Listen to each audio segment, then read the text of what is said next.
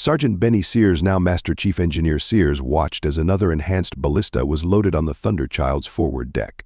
The massive weapon looked like something from an ancient siege, but its mechanisms were pure space age. Coal-powered pneumatics would launch antimatter bolts with devastating effect. "Still can't believe these work better than plasma cannons," he muttered, checking the pressure readouts. "That's because you humans never could leave well enough alone," Lara replied, her scales shifting through amused patterns. As chief engineer, she'd helped perfect many of the hybrid weapons they now used.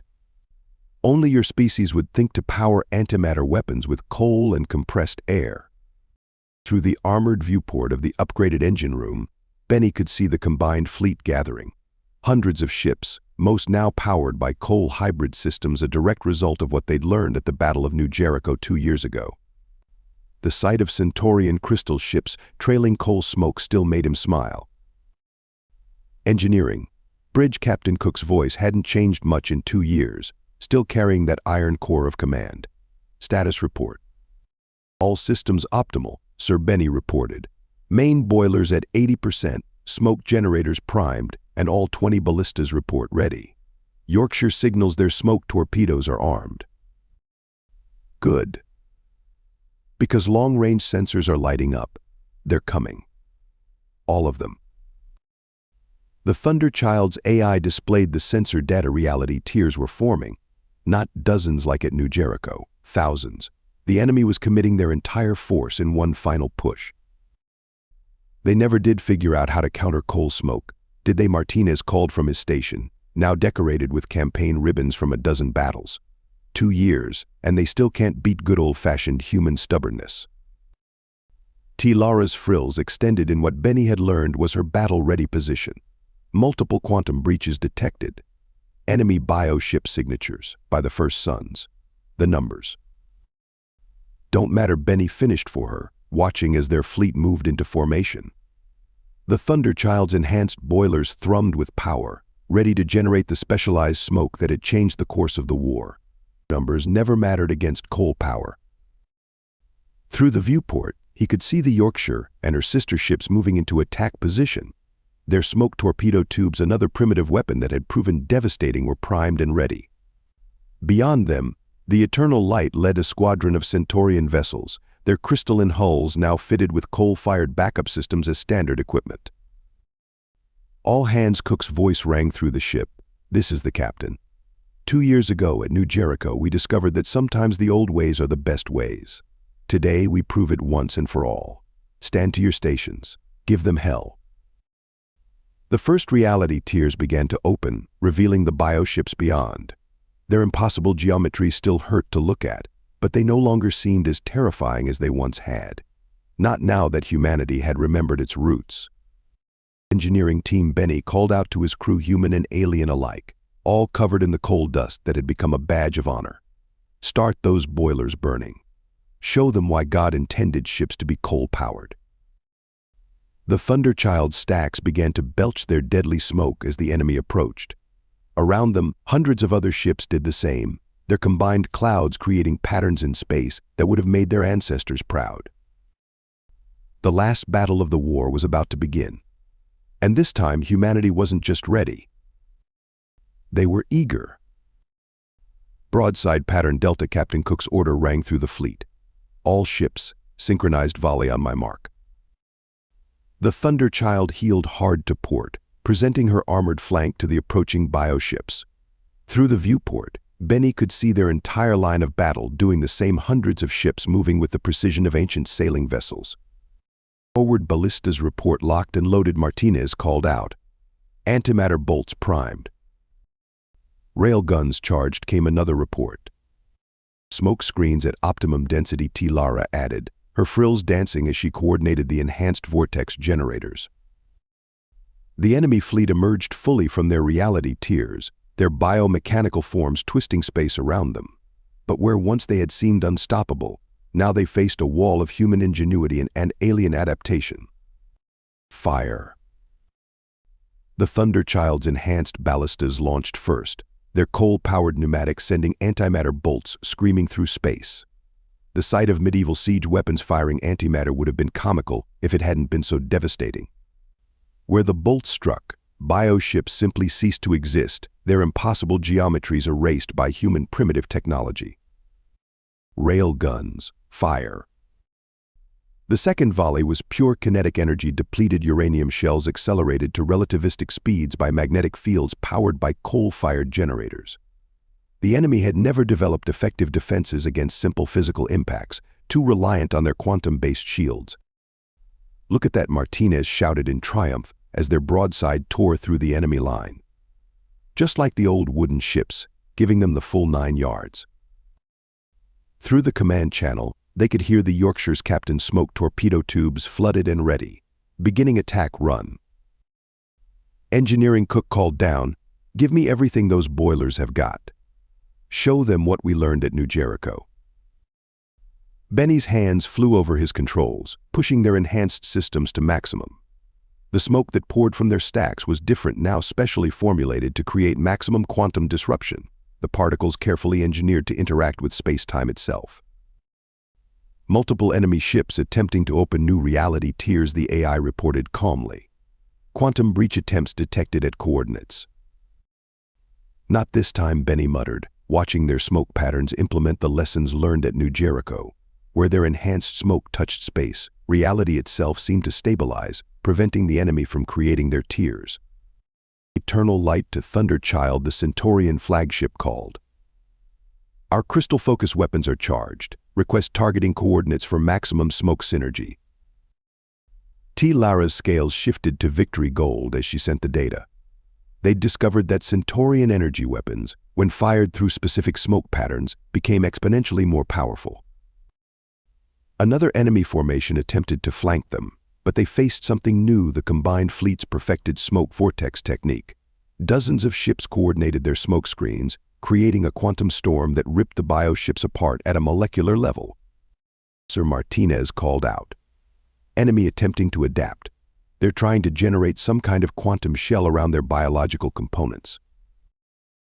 "Let them try," Benny replied, watching as another broadside of antimatter ballista bolts erased that particular innovation from existence. "Can't adapt to physics itself." The Thunder Child shuddered as she executed another tight turn, bringing her weapons to bear on a fresh target. Around them, the battle raged, but this was no longer the desperate defense of 2 years ago. This was humanity and their allies bringing 2 years of refined coal-powered warfare to bear. And the enemy was learning why that was a terrible thing to face. Smoke torpedo volley, fire. The Yorkshire's new weapons launched in perfect sequence modified torpedo tubes that fired concentrated packets of superheated, quantum-disrupting smoke. Where they struck, reality itself seemed to unravel around the bioships. "All ships, execute maneuver Ironstorm." Captain Cook's order sent the combined fleet into a complex spiral formation that would have made ancient admirals proud. Engineering maximum smoke output. Sir Benny's hands danced across his controls. Lara, synchronized smoke patterns with Yorkshire's attack run. Through the viewport, he watched their perfected tactics unfold. 2 years of warfare had taught them well. The Thunder Child's enhanced boilers roared as they poured out specially engineered smoke, each particle designed to create maximum quantum disruption. "Multiple chemical launcher batteries report ready," Martinez called out. "Old-fashioned gunpowder and phosphorus, just like God intended." Another innovation born from human stubbornness. They discovered that chemical explosives, especially when combined with their smoke screens, created chaos in the bioship's organic components. Simple chemistry trumping advanced biology. "Look at that," Lara's frills extended in excitement as she monitored their sensors. "The Yorkshire's flanking maneuver is working. Enemy ships can't maintain quantum coherence inside the smoke torpedo clouds." The battle had become a dance of old and new ancient naval tactics executed in 3 dimensions, medieval weapons launching antimatter payloads, and good old-fashioned chemical explosions enhanced by alien technology. Sir Martinez shouted. "Massive enemy formation, bearing 340. Through the chaos of battle, Benny could see it, a wall of bioships attempting to concentrate their forces. But they were facing something unprecedented in space warfare. "All coal ships," Cook ordered, "execute Thunder Run Delta." The Thunderchild led the charge, hundreds of coal-powered ships moving in perfect formation. Their combined smoke screens created a massive quantum disruption field, turning space itself into a weapon. Where bioships touched the field, their impossible geometries simply failed. Chemical batteries. Fire it will the order sent volleys of enhanced phosphorus shells into the enemy formation. The resulting explosions, magnified by the smoke field, created chain reactions through the bioship's organic components. By the first suns, T-Lara breathed, watching their sensors. The enemy fleet, they're actually retreating from the smoke fields. But there was nowhere for them to retreat to. The combined fleet had perfected their encirclement tactics over 2 years of warfare. Everywhere the bioships turned, they faced walls of quantum-disrupting smoke and salvos of primitive weapons that their advanced defenses couldn't handle. Yorkshire reports smoke torpedo reserves at 60%, the AI announced. Enemy casualties mounting, unable to provide exact count due to quantum interference patterns. Benny watched as another enemy formation dissolved under their combined assault. Chemical explosions mixed with antimatter annihilation, railgun impacts hammered through weakened hulls, and through it all, their smoke continued to deny the enemy their reality-tearing advantages. Engineering to bridge, he called up, allowing himself a grim smile. Main boilers still have plenty to give, sir. Just say the word. Oh, we're not done yet, Cook replied, and Benny could hear the steel in his voice. Because something big is coming through that last reality tier. Something we've been waiting 2 years to face. Through the swirling smoke and chaos of battle, Benny could see it, a massive tier forming, larger than any they'd seen before. Something was coming through, something that dwarfed even the hive ships they'd faced at New Jericho. All hands, Cook's voice was calm despite what they were facing. Prepare for maximum effort. It's time to end this war. The Thunderchild's boilers roared as they prepared for what was coming, her smoke trails marking humanity's defiance against the impossible. The command hive ship that emerged from the massive reality tier made the others look like children's toys. Its biomechanical form twisted space in ways that made Benny's eyes water just looking at it. Sweet Mother of God, Martinez whispered. That thing's bigger than New York. Size doesn't matter, Benny replied, his hands steady on the controls. The bigger they are, the more coal smoke it takes to bring them down, T-Lara finished, her scales shifting to battle red. All smoke generators at maximum output. Particle density at 120%. All ships, Captain Cook's voice cut through their awe. Execute final victory formation. Everything we've got. Everything we've learned. Engineering, give me a miracle. Aye, Sir, Benny called back. Martinez, open the emergency coal reserves. T-Lara, reroute all non-essential power to the smoke generators. Time to show them what 2 years of practice looks like. The Thunderchild moved into position, leading hundreds of coal-powered ships in a formation that would have made Nelson himself proud. Every weapon they had was ready, enhanced ballistas loaded with antimatter bolts, railguns charged, chemical launchers primed, and smoke generators pushing out quantum-disrupting particles at unprecedented rates. Yorkshire reports all smoke torpedoes ready, the AI announced. Eternal light signals, crystal focus weapons at maximum charge. The command hive ship's surface rippled, revealing weapon systems that defied comprehension. But they weren't facing the unprepared fleet of 2 years ago. This fleet had spent 2 years perfecting the art of coal-powered warfare. Fire all weapons. The combined fleet's assault was beyond anything in human or alien history. Antimatter bolts from coal-powered ballistas traced burning lines across space. Railguns threw relativistic shells in patterns designed to maximize damage. Chemical weapons created chain reactions through the enemy's biological components. And the smoke. The smoke was everywhere. Multiple quantum breaches detected, the AI reported. Enemy vessel attempting to spawn support ships. Oh no, you don't, Benny muttered, watching their enhanced smoke patterns seal the reality tiers before they could fully form. Not this time.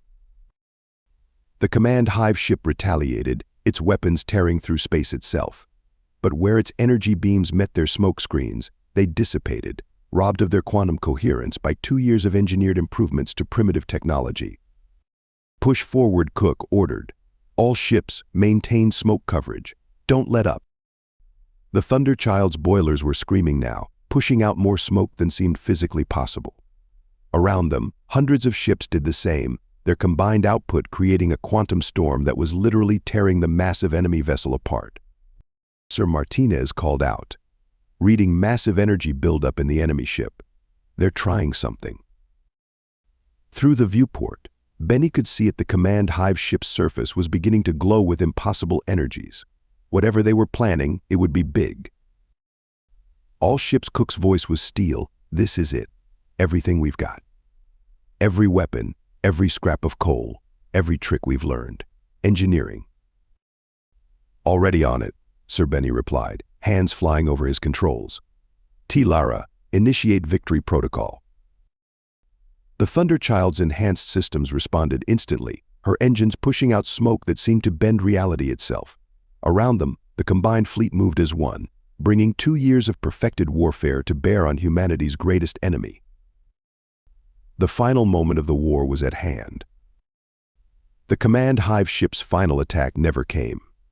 As its surface built to critical energies, it found itself caught in humanity's ultimate weapon, 2 years of refined coal-powered warfare unleashed at once.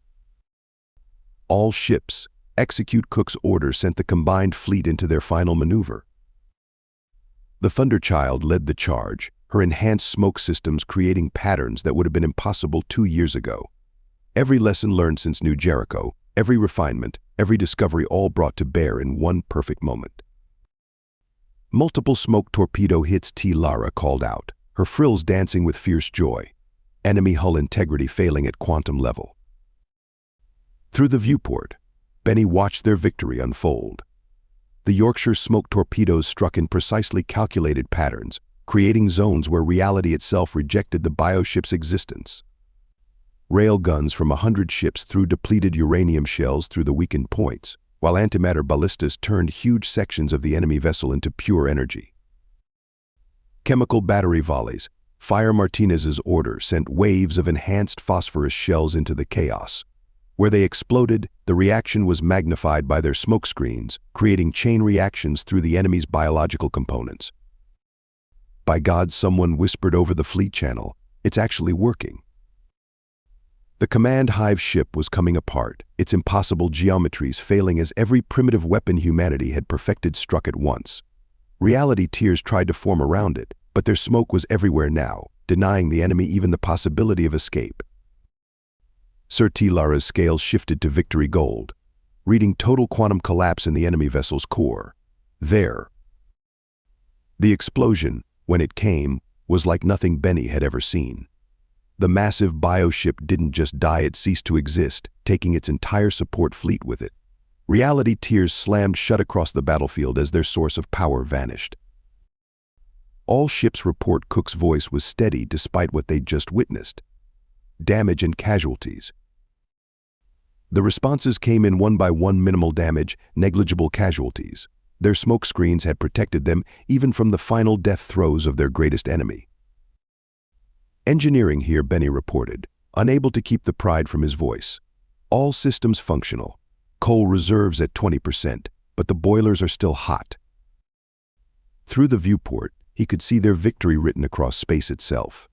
The combined fleet smoke trails hung in the void like victory flags, marking the end of a war that had threatened 3 galaxies. You know, T. Lara said softly, her frills moving in patterns of deep emotion. My people used to think coal power was a sign of humanity's backwardness. And now, Benny asked, watching as the Yorkshire led a victory pass, her stacks still trailing black smoke. Now she laughed. Now we understand. Sometimes the old ways aren't just tradition. Sometimes they're salvation. All hands. Cook's voice carried across the fleet. This is the captain. 2 years ago, at New Jericho, we learned that coal power wasn't just stubbornness. It was humanity's greatest strength. Today, we proved it once and for all. The Thunderchild's boilers thrummed contentedly as they began their victory formation. Around them, hundreds of ships, human and alien alike, trailed their coal smoke through space, marking humanity's greatest triumph. You know what they'll say about this? Martinez grinned, covered in coal dust and victory. They'll say it was Soul powered the entire engineering crew finished with him, as God intended. Above them, their smoke trails caught the light of distant stars, creating patterns that would remain in space for years to come. A memorial not just to their victory, but to the truth that had saved 3 galaxies. Sometimes the oldest solutions are the best ones. Sometimes progress means remembering your roots. And sometimes salvation comes with a trail of coal smoke. Thank you so much for listening to this story. I hope you loved it. Please remember to subscribe if you did like it so you can see more videos like this. And please give us a like and a comment too. I'll see you in the next one.